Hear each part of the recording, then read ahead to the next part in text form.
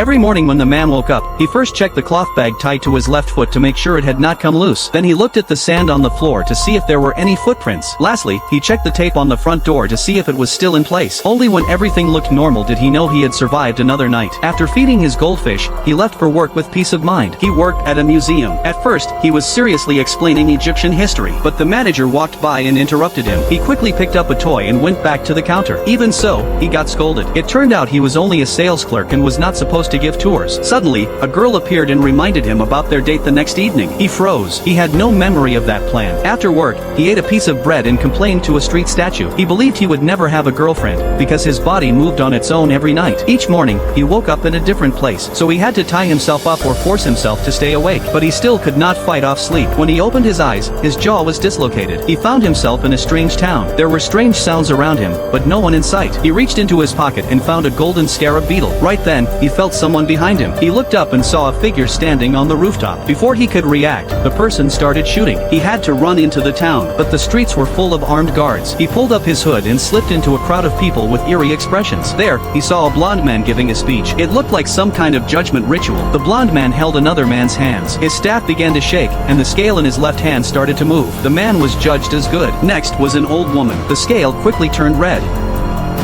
At that moment, a guard walked over and reported that something was wrong. The blonde man gave a command, and everyone around immediately dropped to their knees. But the man just stood there, confused. This exposed his identity. The guards began to move in and ordered him to hand over the scarab, but his body was completely out of control. His left hand held the scarab tightly. He struggled to let go, but his body started running on its own.